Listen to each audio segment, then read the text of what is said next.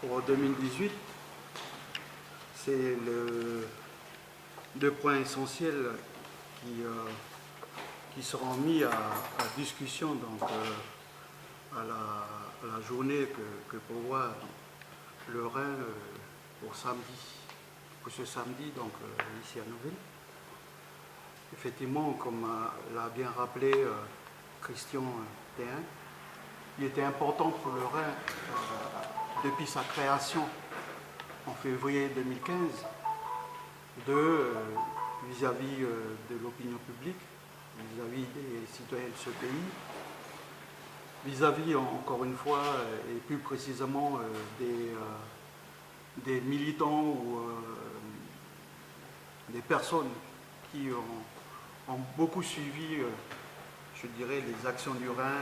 et notamment les mobilisations que le Rhin a organisées, donc, notamment dans les rues de Nouméa, par les biais donc, des marches autour d'un certain nombre de revendications, avec le dépôt de cahiers de revendications au Rosaria pour, encore une fois, réclamer un certain nombre de points à clarifier, partant du principe qu'au moment où le Rhin a été créé, pour lui, les conditions pour une sincérité et pour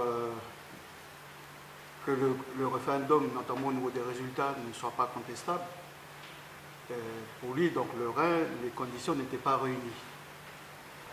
Et notamment autour de la question donc, du corps électoral. On se souvient qu'à chaque conférence de presse ou à chaque intervention donc, je dirais, médiatique, le Rhin a beaucoup insisté sur le fait que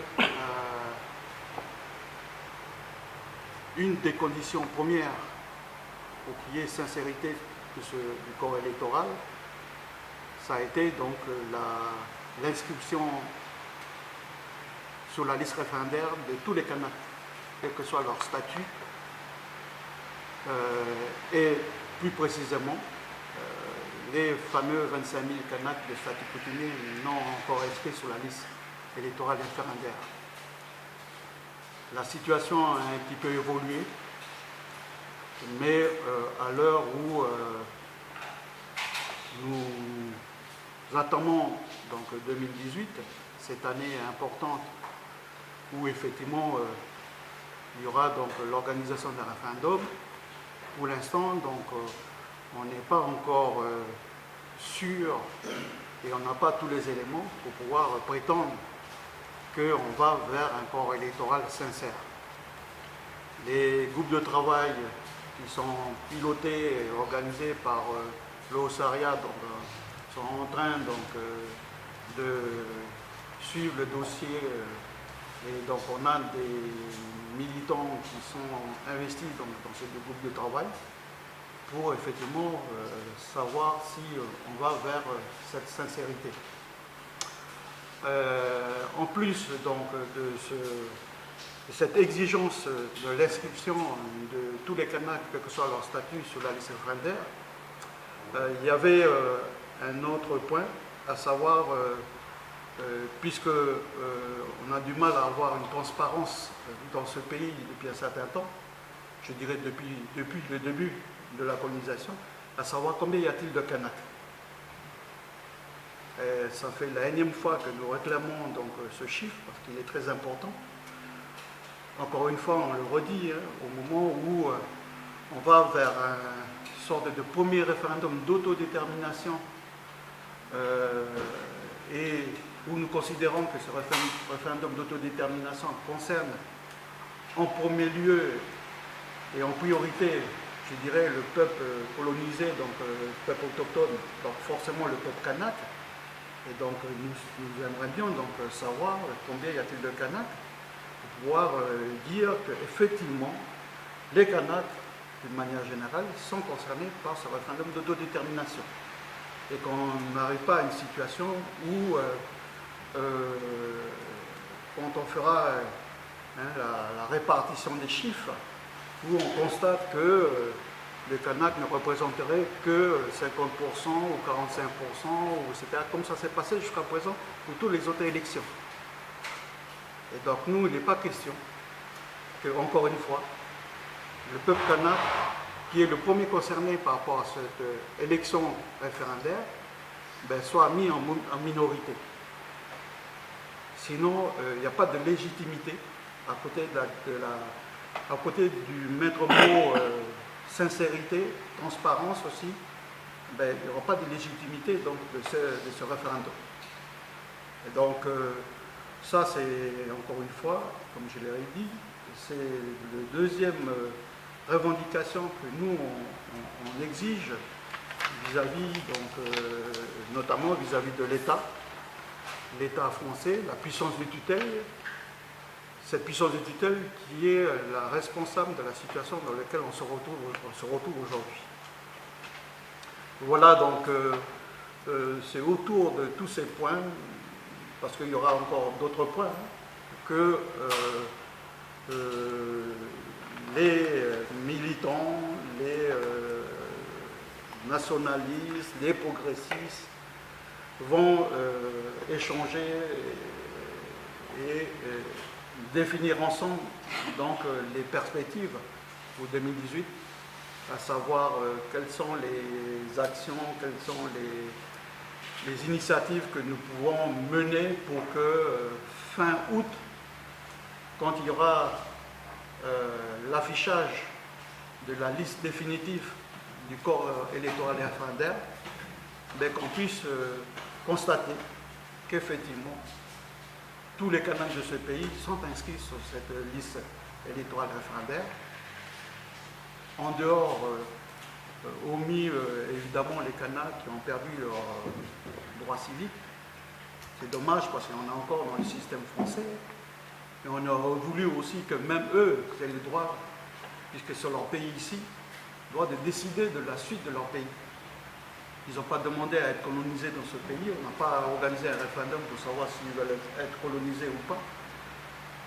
Mais là, quand même, hein, puisqu'on doit décider donc, de la sortie de l'accord de Nouméa, décider aussi de la sortie donc, du joug colonial, donc on faudrait quand même aussi demander si, s'ils sont d'accord ou pas d'accord pour une élection référendaire, s'ils souhaitent continuer à rester dans l'ensemble français ou pas. Et donc, ce sont les perspectives, effectivement, qu'on aura à discuter, etc. Bien sûr que cette année, avant le référendum, il y aura des temps forts. Il y aura la venue, évidemment, de Macron, donc le président de la République française. Actuellement, on sait qu'il est en train de discuter avec les nationalistes corses. Apparemment, ce n'est pas de bon augure, hein. C'est un peu compliqué, mais on espère qu'ici, en Nouvelle-Calédonie, il y aura un changement d'attitude par rapport au peuple kanak.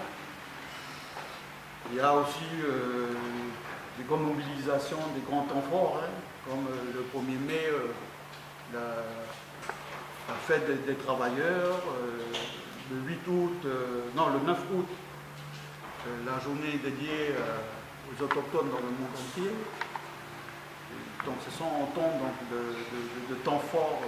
qui nous permettront, en tout cas aux membres du REM, pour pouvoir encore une fois donc, faire en sorte que ce référendum soit vraiment acceptable un peu pour tout le monde. Voilà donc quelques mots pour accompagner donc, l'introduction de Christian Pierre. Alors donc on va passer la parole à Mado Ounou.